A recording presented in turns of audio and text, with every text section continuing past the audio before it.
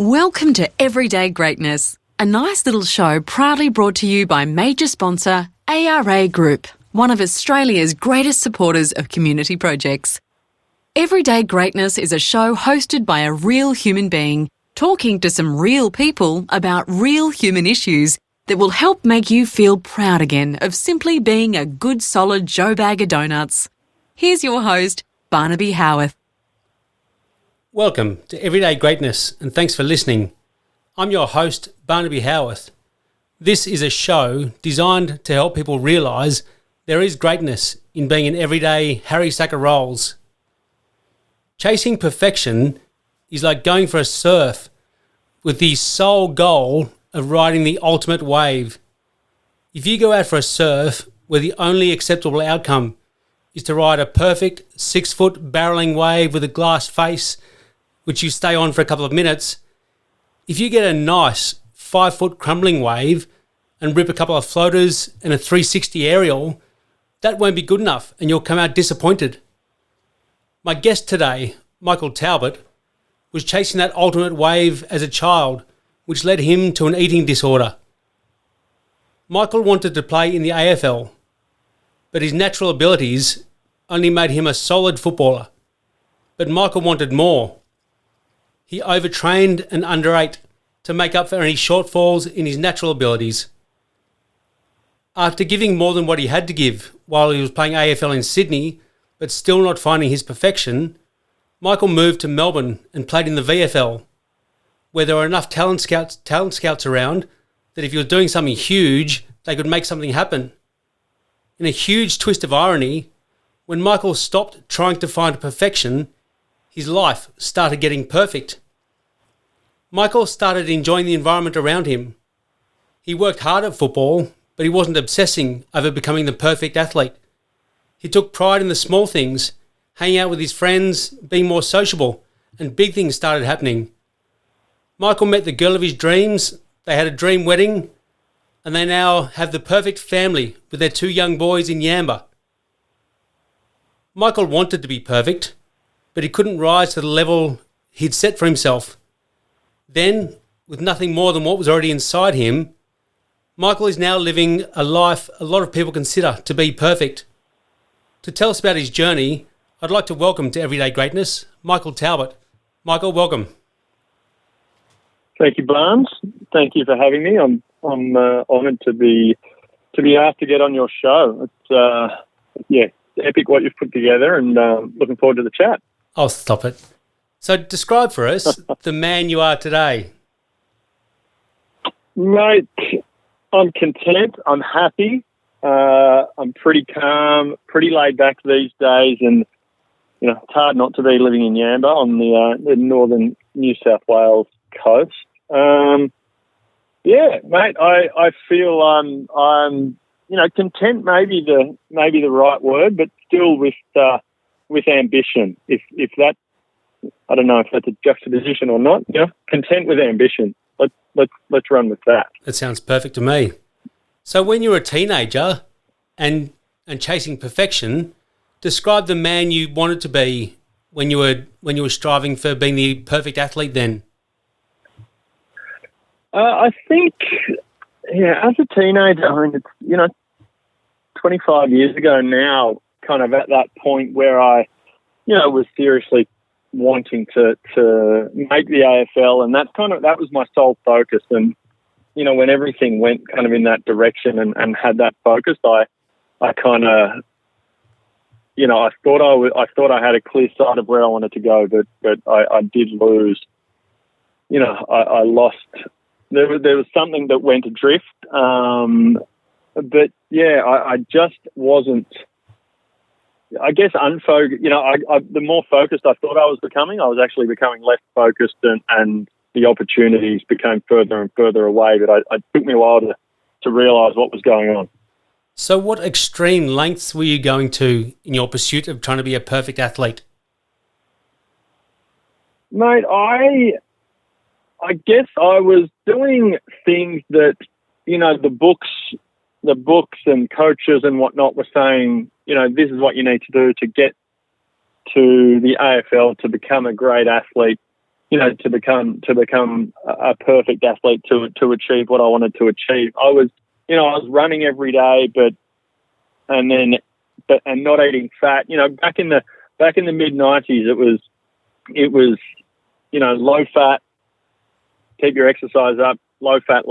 So I cut all fat out of my diet. I was still doing more and more exercise, and I was kind of almost 3 meals a day. I was just eating cornflakes with light milk, and some days, if I didn't want the fat from the milk, I was just putting water with it. And eventually, it did take a while, but eventually that kind of wore my body down, and I lost a lot of weight. I think 48 kilos was the weight I was at when Mum and Dad kind of said, this is. They knew something was up, and it just wasn't registering in my mind. But it got to that point where it got to a weight which almost wasn't, recognisable, and ended up in hospital. At the start of year 11, I think when I was 16 years of age. So, yeah, it was an exercise-induced kind of anorexia, which is how they kind of the hospital kind of framed it. But yeah, it was essentially doing those things: no fat, too much exercise, and with an OCD of not sitting down and thinking that everyone else isn't, no one else is doing as much as I'm doing and being as fit as I'm doing. Everyone else is sitting down watching stuff on the couch. I'm standing up, walking around the house, doing things that require energy. And yeah, it was just it's very hard to kind of fathom kind of that was the sole focus of where I was at, and thinking, looking back now and thinking, how the hell did I think that was the right thing to do? But your mind can play tricks when the focus is probably too maniacal. Who were some of the perfect athletes in your eyes that you were trying to emulate? AFL was obviously kind of a big focus for me. So it was, the players who you would know, Wayne Campbell, who was at Richmond Tigers, and the Shane Crawford from Hawthorn, and these guys who were running 20 and 30 kilometres a match. I was modelling myself on these guys and trying to emulate kind of how they played, and where they fit into a team structure. That was kind of, in terms of exactly who. There were a few, but those two I think come to mind as the ones that I really kind of focused on. Mm-hmm. Could play those two. They could play. When you were playing Aussie rules, if you had a good game or a solid game, or you were pretty good, was that enough for you, or did you have to be the best player to be proud of yourself? Mate, I had to be best on ground. I wasn't happy with anything less. The older I got and the more competitive I got, and playing with better and better players, that's when kind of that focus shifted, and a lot of focus shifted. The realisation that my talents could only get me so far. But it was, especially in the mid-teens to late teens, it was all about kind of, if I wasn't being the best, I wasn't happy at all. And I'd talk negatively to myself, and, the vicious cycle of that added to kind of the rest of the eating issues I had, and the over-exercising. It kind of, they all played a part in heading in the wrong direction. In that case then, what did you think of people who were proud of trying their hardest and being proud of themselves, even if they weren't winners? That's a really good question. Truth be told, I thought that I didn't think they were ambitious enough, and I didn't think that, they didn't have what it took to become, to play at that top level, or to, you've got to get you could get more out of yourself. Just have a higher ambition. That's kind of how I thought. But it's certainly they probably had the right idea back then. Did you ever have moments when you realised maybe you weren't going to be the perfect athlete? Yeah, there were times when, you know, other people around me could probably see it a lot earlier than what I could. But just surrounding myself with better players, you know, I think it dawned on me over a period of time that I wasn't as quick. I wasn't as skillful. I couldn't tackle as well. I got bumped off the ball a lot easier. You know, when those things started to happen in my late teens, it started to kind of dawn on me that I may be going about things the wrong way. And how did that make you feel when you had those moments?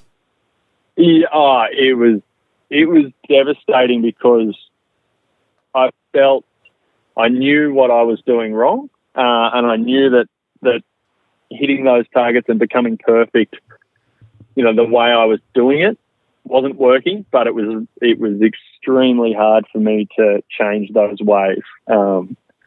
And the focus, it wasn't as easy as, these guys are playing better than me. They're stronger than me. They're achieving more, and they're achieving what I wanted to achieve. But it still, you know, my mind wasn't allowing myself to switch over then and there to go, all right, we need to stop this and we need to refocus on having fun and enjoying yourself. Which, you know, if I did that straight away, it could have been a different story. I would have been enjoying my footy and social life a lot more, you know, between the ages of 15 and 20, where I lost a lot of, you know, just a chunk of my life, which just feels like it kind of, I blinked and I didn't achieve much in that time, and I missed out on a lot. Was there a single moment when you realised that this obsession with perfection might be doing you more harm than good? There was. And thinking back, it was a period, I've got a twin brother, and he was bigger than me, kind of taller, more solid, and we always used to wrestle. But then, you know, we were wrestling, I think we must have been 16 or 17 at the time, probably 17 at the time, and we were wrestling, and I just could not move him, you know, and then I just broke down, and he was, you know, on top of me wrestling, not letting me up, and I just broke down, and like I'd kind of never cried before, and it was just one of the, like, everything came out that I must have had bottled up over a couple of years.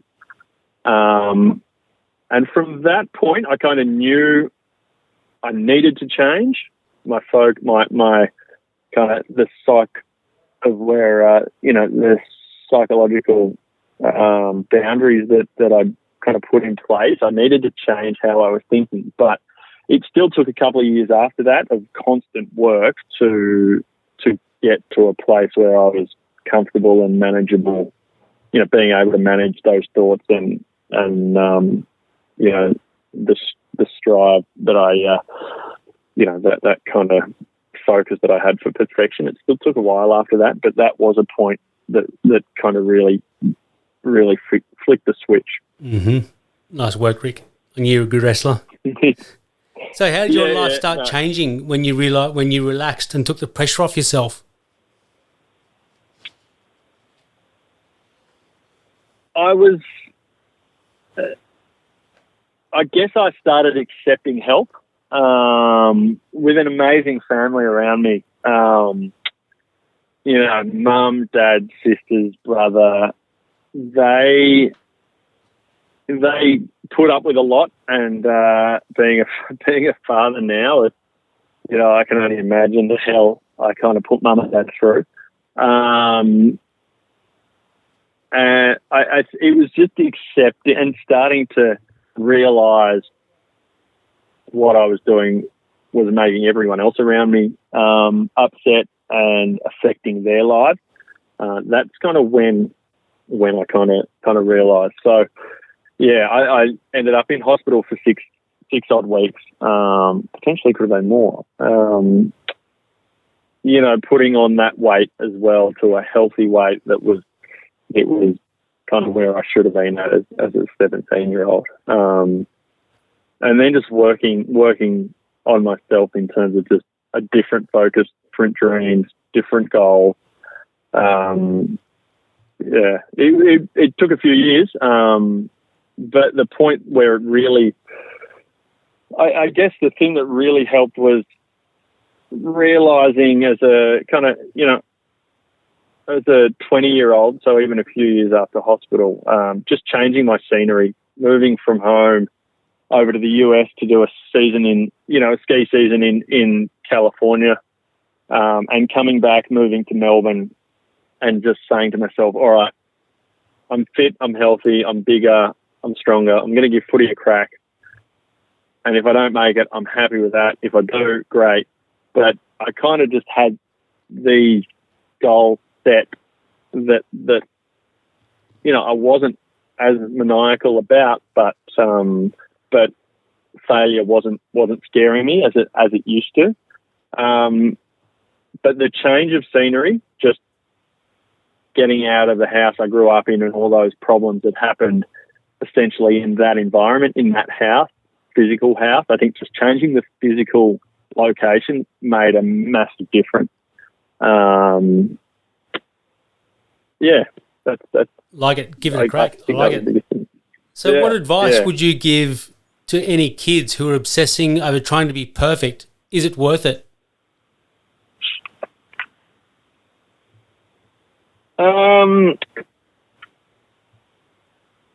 It's a funny question because I think those, to a degree, if I can say yes or no, is that an answer I can give? Of course it's an answer. The determination and the will I had to just, I wasn't thinking about anything else. All I focused on was footy, exercise, eating. The determination I had, and no one could push me off that line or that direction. Like, I didn't have a beer, I didn't have a beer till I was, 21, 22. I was just solely focused on being the fittest person I could be. And I think that, even though it led me to a very, very low point, which affected, potentially the funnest years of your life between 15 and 20. So that set, even though it was pretty negative back then, it did set me, even now, that determination and will for something I want to achieve, I'm still able to say no or yes and go hard at it or no and just shut it out. It's very hard to kind of twist my arm. I think that's positive that came from it. Mm-hmm. But perfection's not, it's not a thing. It's perfect. I don't think exists unless you're doing a math test and you get 10 out of 10. Let me ask you this then. What lessons about obsessing over perfection do you try and teach your own boys? I think it's that we don't talk about perfection in our household because, it never comes up. It's more around having fun and being kind of dedicated to what you say you're going to do. And I think that angle and that focus from myself as a father is how I kind of teach that or wish to instill that into the kids. If you're going to do something, even if after a few weeks you don't enjoy it, but you said you were going to do 2 months of it, then you just got to ride it out and make the best of the situation. But kind of, do what you say you're going to do, and I think that's a good trait for anyone to have. Yep, very good advice. So when you were in the thick of obsessing over perfection as a teenager, would you have thought one of the happiest moments of your life would be going out for a surf when you were nearly 40 with your two young boys? Not at all, mate. I don't think. I always knew I wanted to have kids. Even at a young age, I always loved kids and, wanted to be a dad and have a family. But I never really thought too hard about what that looked like. But now it's insane how fun it is just going for a swim or a body surf with the kids, or having a surf with the boys and Haley as well. As a family, it brings a joy that you can't. It's hard to describe. I know a lot of people say this, and now I know it's true. You get a lot of fun. I just get a lot of satisfaction and a big heart when I see the kids, just massive smile on their face, getting dumped on a shore at our local beach. It's hard to beat. Well, Michael Talbot, it's normally an offensive thing when someone says you're full of it, but I think you're full of pearls of wisdom. Thank you so much for joining me on Everyday Greatness. A pleasure, mate. Thank you for having me. I'm looking forward to listening to the other guests you've got on. There's some crackers lined up. So, mate, can't wait. Thank you, Michael. And yes, you're right, there are some crackers. Thank you all for listening. Thank you to the ARA Group for being our major sponsor. Thank you to Look Studio Australia for recording this podcast. And thank you to Let's Go Planet for giving us a venue to record this podcast. And I hope that when you put your device down in a second, you lift your head up, push your shoulders back, puff your chest out, and walk down the street proud of being an everyday Joe Bag of Donuts. This is the end of Season 3.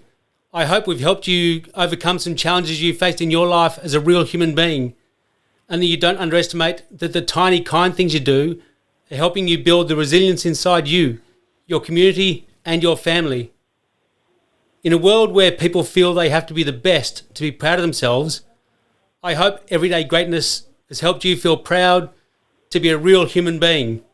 Thank you so much, and I look forward to seeing you all in Season 4. We hope you enjoyed this episode of Everyday Greatness, proudly brought to you by major sponsor ARA Group.